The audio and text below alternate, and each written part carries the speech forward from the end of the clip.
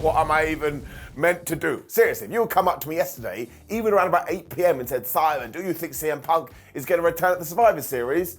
I would have said no, I don't think he will do. I can't see a world where it happens. And here we are on a Sunday, and it happened. So you know what they say about wrestling? Never say never. I mean, it's just incredible. I mean, it really, really is. That was my reaction.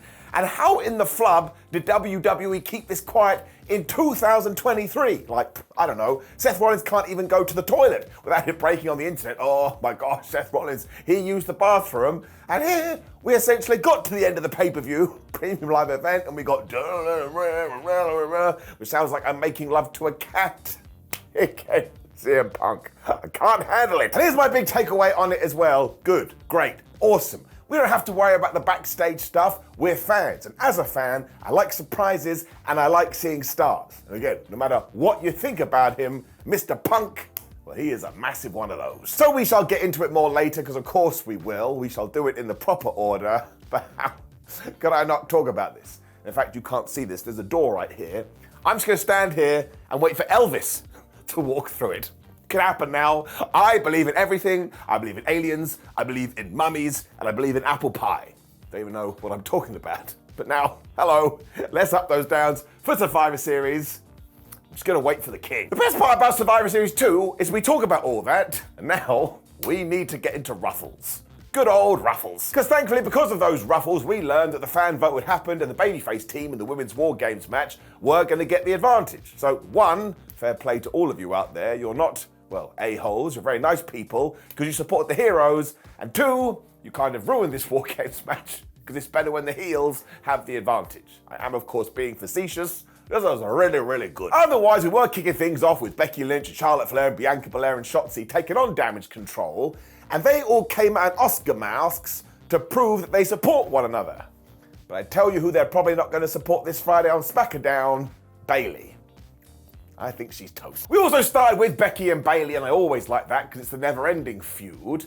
And I think Damage Control must have thought, well, we're basically all in this match anyway, but we would like Dakota Kai to get involved. Because at one point, she was there with a kendo stick, and she smacked Bex before she gave it to Bales. I was like, what is WWE and wrestling's obsessions with kendo sticks? I mean, where the hell do they come from? It was actually really funny because the crowd were all like, no, we want tables and we're going to chant for some things, which is when Shotzi came to the ring. She went underneath and she pulled out a chair. And when this audience realized it wasn't a table, they all went, boo. This was going to continue on for the whole damn thing. Bless Bayley as well, because she is the best. Because when she realized, oh no, it's 2 against 1, she tried to escape the cage, even though that would mean the team forfeited. Once again, somebody give her a medal, she's number 1. Io Sky then repeated this fate because she too went out of the ring and she got a chain. Everyone was like, no, this is not what we want. And Bianca Belair kept this coming too, although this one made me laugh, because she was just like, I don't need any weapon, because I'm going to use my hair. I was like, Bianca, I think you're a terrific wrestler, but on this one, well, I just can't vibe with you, man. I mean, what the hell would I do? Headbutt someone? That ain't using no hair. Fair play to her though, because I think she kind of double braided this thing. She was just whipping people, and it sounded horrible. And at one point, Damage Control used it to put her off the top rope, and she did a flip and landed on her feet. And I knew this anyway. I was like, man, she is way cooler than me. Kairi Sane then carried on this hilarity because she got a trash can from under there, like somebody is going to have to get a table. Although Bianca didn't care, she was then picking people up and using them as human projectiles. I was like, well, it is WarGames. Charlotte decided that her own hands were weapons, so she didn't even bother. She was giving all these chops to everybody. When she threw Io Sky into the cage, I tell you, she took a horrible landing. She landed right on her head. Zayn and Bayley were then taking top rope natural selections, which Michael Cole called a blockbuster. And Corey Graves like, I think that's the natural selection, Michael Cole. And you could feel him going, oh yeah, you're totally right. When all of a sudden the good guys got murked, because Becky Lynch saw Charlotte Flair, and Charlotte Flair saw Becky Lynch, and they can't coexist, so poof, they vanished. As far as I know, they're now in the Phantom Zone. Sky also made sure that she would use all of this. Now look, she has the record for being in the most WarGames. I think it's 5 now, which is totally crazy. And as we have talked about here on Ups and Downs, the ultimate comeback move of 2023 has been the crossbody. There's only like 4 weeks left of the year, and Io must know this, and she went, oh man, you want to see what I got planned? Because I'm going to show you. Because she did that thing she has done before, when Dakota kind of lifted a trash can up to her as she was standing on the top of the cage. She wore it like it was some type of a shirt, and she did the crossbody onto everyone. Now, do not forget, this is a flying garbage can for one, but two, she can't see where she's going. It's just a blind dive. Wrestlers are bonkers. Asuka then completed all of this as well, because she went under the ring to find more kendo sticks. And I think she decided, wait, I am the Empress of Tomorrow. I want to make sure I get voted in. And she brought out the table. Honestly, this place went crazy. She also spat mist into Shotzi's face. And do not forget that in the WWE universe, you don't turn into a dark character after this. When Becky Lynch also got drop kicked while she was in the trash can. I was like, that's it. We ain't in Kansas anymore, Toho. Trapped in a Trash Can is also the brand new name of my EP, so please do check it out. When I think Charlotte was like, well, I want to get outdone by you fools. And she went to the top of the cage, and she did a moonsault. Now, the real bad thing about this is Io Sky just took a knee right in the head. Let's just give him a round of applause. It's an E for effort. I think this impressed Becky so much as well. All of a sudden, her and Flair did a double team move. They did a combo when their hearts came out of their chest. They just had a big hug. I was like, well, isn't that nice? Now we know the theme of this stipulation is being a buddy. It was then you go, I go, she goes, everybody goes when Bianca Belair got a fire extinguisher. Because why wouldn't you do that? And this is when Zayn decided to murder Shotzi with this trash can shot. I mean, she nailed her. Things then got pretty emotional too, because Charlotte went to spear Kairi Sane. But do you know who got in the way and took the bullet? That's right, it's Bayley. Now, very sadly, this left her in a precarious position because she got hit with everybody's finisher before Becky took her up to the second rope. She gave her an avalanche manhandle slam through the table, 1, 2, 3. So you already know what's going to happen here. Damage Control going to be like, Bayley, you cost us the match. And Bayley's going to be like, no, I didn't. I saved the person I didn't even want in this group. Good storytelling. The heroes celebrated afterwards, and we did kind of push heavily that Charlotte Flair and Becky Lynch are a team again. And I tell you, I'd have them go after the tag team titles. You let them have a run, all of a sudden those belts are going to smell important. I thought this was a very fun way to start a very good pay-per-view premium live event. Just getting it out. When we started some teasing, boy did we start to tease. Jey Uso and Sami Zayn were backstage, and I'm like, wait a minute, I'm here, you're here, Cody's here, Seth is here. You know who's not here? Randy Flubbin' Orton. Jey was like, of course he's not here. He doesn't want to come back after what me and the Bloodline did for him. I've let us down. He didn't talk like that. So this really was a red herring atop of a red herring, because some people at this moment were like, oh my gosh, it's going to be CM Punk instead. To which others replied, no, he's not going to be there. Turned out we were all right and we were all wrong. Because again, we have entered a very strange place. To continue that on too, Chris Jericho then got mentioned on WWE TV because it was time for Gunther versus The Miz, and if The Miz did win the Intercontinental Championship, he would tie up with Jericho. And I was like, what is next? I mean, maybe Bruno Sammartino will come back. I remember that Bruno Sammartino was dead. I absolutely loved what we did here, though, because somebody, I presume Triple H, sat around and went, well, look, this doesn't need to go too long. We can just have fun with it. So it must have topped out within about 10 minutes. We told a nice little tale in the middle. I had a rollicking good time. You know, everything has to be a 30-minute classic. Although The Miz, who the hell gave you this plan when you were backstage trying to strategize? Because he walked out, he's like, it's Gunther, the man who likes to do chops. So he chopped him, and he chopped him, he chopped him. Gunther was like, what are you doing? This is the equivalent of kissing a pillow. So he chopped him back, and The Miz was dead. And I was like, yeah, 2 + 2 = potato. However, as we have been told over the last few weeks, The Miz's plan was, well, if I have to cheat, I will. So at one point, he was on the outside, and not only did he do the Bret Hart figure 4 around the ring post, he took Gunther's leg and he threw it into the ring apron. Wait a minute, the ring apron? That is the hardest part of the ring. Hang on. I mean, it's so damn hard, it's harder than this, right? Oh, no. So we're basically telling you that if Gunther can't stand, how is he going to win? Well, I'll be honest with you, just come under my arm here for a second. It never actually made me feel like the ring general was in jeopardy, but I appreciated the effort. It was also kind of funny too, because Miz then went for a flying springboard nothing, so Gunther just booted him out of the air. But this is when the Miz was like, ha, I know where your flashing red spot wound is. He went after that leg again. He also hit a tilt-a-whirl DDT, which I was not ready for, and he went for the skull-crushing finale, but Gunther basically turned that into a bomb of power, and Miz kicked out at the 1-2-ooh. And I suppose that was giving the Miz something.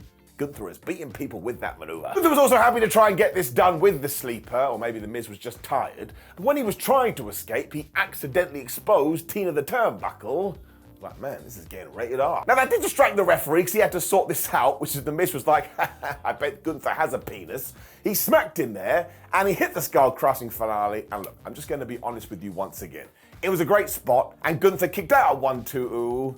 I just knew that he was going to kick out, because as much as I like The Miz, he shouldn't have won the IC title here. But seriously, what else were we going to do? You have to try and plant those seeds, and after Gunther had reversed another move, he applied the Boston Crab. I was like, you're not even from Boston, when he reversed into the Lion Tamer, which may have even been a nod to Chris Jericho, and he got the tap-out victory.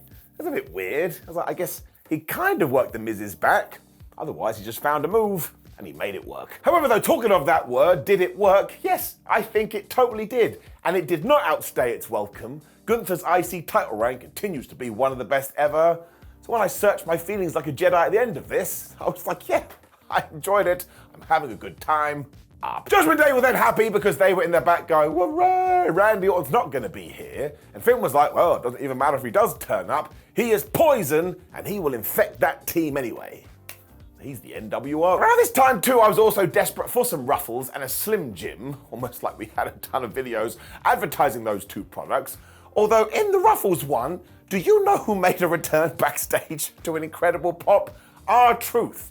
That disappointed me a little bit. He should have been put out in front of the fans. It's lovely to see him back. And it was lovely to see Santos Escobar versus Dragon Lee in front of a Chicago crowd. I mean, they actually could have gone way longer, but they still had a banger. I mean, it only went around 8 minutes. It was like a shot of adrenaline to the face. And essentially, Santos was like, well, I'm going to Hurricane you. And Dragon Lee was like, well, I'm going to Hurricane Rana you. So they kept doing all these Hurricane Ranas. And I was like, how are they so smooth? It doesn't make any sense. As Escobar is a massive dick now, too, he was trying to rip off Dragon Lee's mask, which is the ultimate in disrespect. But Dragon was like, look, I don't want everyone to know that I'm actually a human, okay? People think I am a dragon. So he stomped on him. That'll do it. He also followed up with this amazing set-out powerbomb for a 1-2-ooh when he was just unloading on Santos. Not like that. Don't be disgusting. I think during this, though, Escobar basically took a med pack, he restored his HP, and when Dragon went for his big old knee, and that rhymes, so we must have been doing something right here, he reversed it into a damn good Canadian destroyer when he hit his Phantom Driver, and he got the 1-2-3. And I was like, man, there were no shenanigans there at all. I guess he went after the mask a little bit. But look, if you're trying to turn Santos Escobar into a dominant heel, that's the way to do it. And man, ever since he has switched bad guy, Santos just has something else to him. This is the way. And do not forget as well, sometimes losing is totally fine. It's like real sports. On occasion, it's not going to be your night. It's not like you can't just put Dragon Lee in a showcase match on SmackDown and all of a sudden people are like, oh my gosh, he is so good. Also, don't piss him off. He's a dragon. He'll burn you alive up. We went right into Rhea Ripley versus Zoey Stark after this. Not true, we had about 32,000 videos beforehand for our Women's Championship. I just need to say this, especially given the build, it didn't really go exactly as I was expecting. Because once again, in no way did I think Rhea was going to lose her championship, because that would have been dumb. So I thought Stark would kick her ass for a little while. And she sort of did, but really when you break it down, this was just Rhea Ripley being really dominant. And there's nothing wrong with that either, because I think Rhea Ripley should be the champion until the end of time. So when I'm on my deathbed, I'm like, is she still holding the belt? And someone goes, yes, Simon. Apparently my doctor is really old too. And the idea here as well was that even when Rhea had beaten her up, Zoey would get to her feet like, you can't kill me. So she's a badass. It also led to this great reversal of the Riptide, because Stark turned that into a German suplex, Guten Tag, how are Sie? But when she went for the Z360, Rhea was just like, I want none of that. And she smacked her right in the head. There was also a moment too where Ripley was meant to like kind of choke slam Zoey off the top rope. And Stark was meant to land on her feet, but it went a bit wishy-washy, but who the flub cares? Otherwise, because Zoey Stark was all wibbly-wobbly, Ripley was like, well, I may as well hit me with the Riptide. She did, and she got the 3. Just like that. So look, this was a fun match, and once again it re-established Ripley's dominance, which I've been going on about all year, so I'm not going to moan, and it is going to get an up. But again, when you remember what the story to this was, which was Zoey saying, Rhea, you're too distracted with everybody else, well, she wasn't. She was ready for Zoey Stark. I just think we could have done a little bit more here and maybe there could have been a bit more goofiness in this match. I know WWE does that way too much, but sometimes you need it, so that part is getting a down. But is that like a lame down? Yes, it is. You can't stop me. I'm mad with power. This is when we did one last big tease, because our good guy WarGames team were meeting. They were like, well, Randy still ain't here. Cody Rhodes was like, don't worry, my friends. I know he will be. I hope. Maybe. We'll see. And Jey Uso looked positively relieved, because he was probably like, man, that guy's gonna kick my ass. But yeah, when everybody did come out, Orton was not here. I was a bit like, don't want to tell Randy. Did anybody actually give him a phone call? Maybe he doesn't know, or maybe he's lost. It also did mean that you had Seth Rollins, Cody Rhodes, Sami Zayn, Jey Uso taking on the Judgement Day with Drew McIntyre. And the whole time here, Drew was looking at Damian, and Damian was looking at Drew. So I do not think they're friends anymore. And yes, there's a report out there that apparently after this match, Drew McIntyre stormed backstage and put a hoodie on, and he left. What I'm gonna say is that I kind of feel like WWE is in working mode right now, and good for them. That's the best thing about being a wrestling fan. You're meant to be worked and you're meant to like it. It's not an insult. Some people think that it is. It's weird. Seth Rollins and Finn Balor also kicked things off, which was cool because it's that rivalry renewed when JD McDonagh was in, because the heels had the advantage. There was also more kendo sticks. I was like, why is this the weapon of choice when it comes to wrestling these days? I don't get it. Around about this time, if you did start touching your ear for some reason, you will have heard those CM Punk chants. Little did we know. Jey Uso got in there, and after he worked for a little while, he got wrecked with the Spanish Fly, which was cool. When Damian Priest took over again, because Drew wanted to get in this match, and Mr. Money in the Bank was like, no, I'm the captain, I'm going in. He somehow had a baton too, so he was trying to kill people, when it was Sami Zayn's turn to run in there, and he had a kendo stick. What is the deal? I mean, is Kendo a person? And if so, I want to talk to him. Poor Finn then had the door slammed right in his face, and that looked brutal. When Sami all of a sudden got hip to it, it's like, oh my God, you want tables, do you? And he set one up. McIntyre then finally got the nod, and after he ruined Seth and Sami, he saw Jey Uso in the corner, and I was actually worried for this guy. I was like, Jey, you gotta run away, man. Drew promised to kill you, and if you look into his eyes, I think he meant it. That's when he whipped out a knife. He didn't really do that, but imagine he did. Although he did hit Jey with a neck breaker. Let's break that down. What's a neck breaker? It's designed to break your neck. What happens if you break your neck? You're dead. Thankfully, Sami Zayn is his best friend though, so he got in there, which is when Jey and Sam did a 1D of their own. Just think about all they've been through over the last 12 months. Warm and fuzzy in my tum-tum. Cody Rhodes was then having his moment, and that too warmed my cotton socks, because don't forget, who invented WarGames? It was his dad, Dusty Rhodes. You just know he's wanted this for years. Loved it. He chose a bull rope too, so we were really tying into this when him and Seth Rollins worked together. So that was another tick box. Even though you are my enemy, we have a greater enemy, so now you are my friend. Or something more poetic than that. Dominic Mysterio then got the green light, and this was hilarious, because when he was going to the ring, it was just boo, boo, boo. At one point, he was doing all right, and he went for the Three Amigos.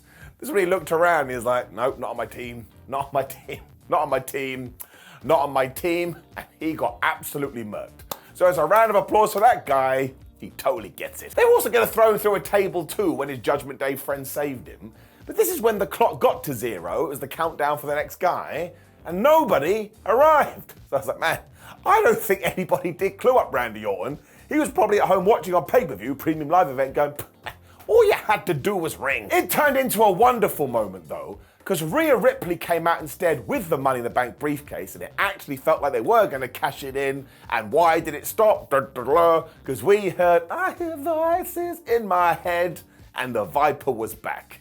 He got such a good reaction. He was so damn happy. I don't care, man. I love Randy Orton. Especially because he has clearly been smashing those weights. The dude was mega jacked.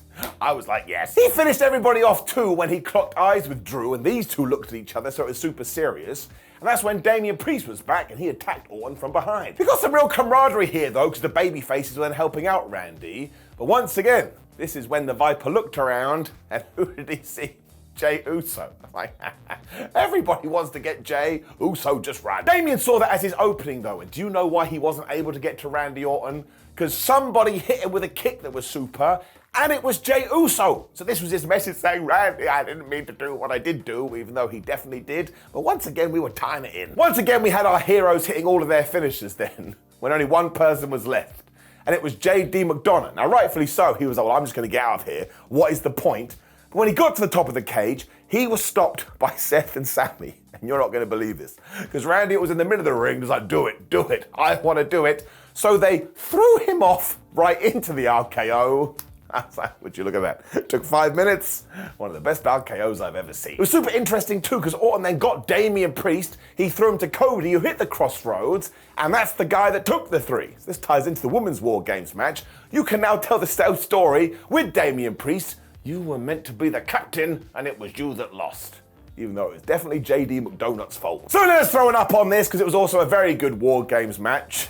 Of course, this is when the Survivor Series graphic came up on the screen, which was meant to make you go, oh, I'm sure nothing else is going to happen.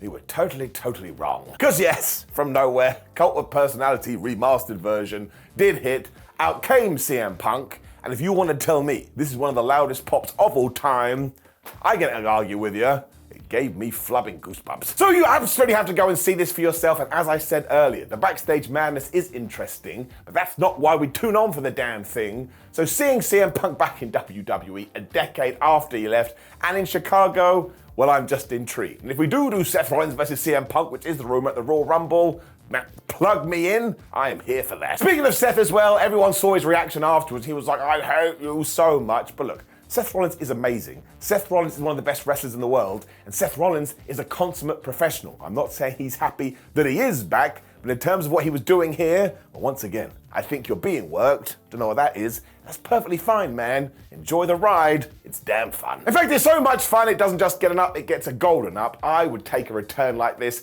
any day of the week. I've watched it 5 times now, because I am a massive geek. And now, well, what do? We could get to WrestleMania, not this one, and it could be Cody Rhodes versus CM Punk in a main event in WWE. I don't know what to do.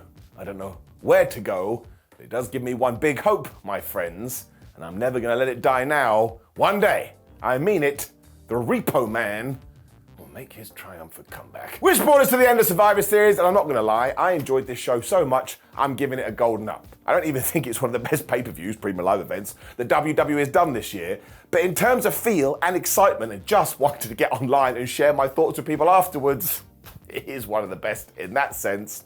Claps all round. Now please do let me know what you thought about the Survivor Series in the comments below. Like the video, share the video and subscribe. Click the video on the screen, which is ups and downs for, I don't know what it will be. It'll be ups and downs. The last ups and downs we did Dynamite, AEW Dynamite. Make sure you check that as well. WhatCulture.com, at Simon316 and WhatCulture WWE on that there X or Twitter or social media or Instagram. But otherwise, go and watch the Survivor Series. Have a good time. Check out AEW Collision 2 and just enjoy this ball of sports entertainment.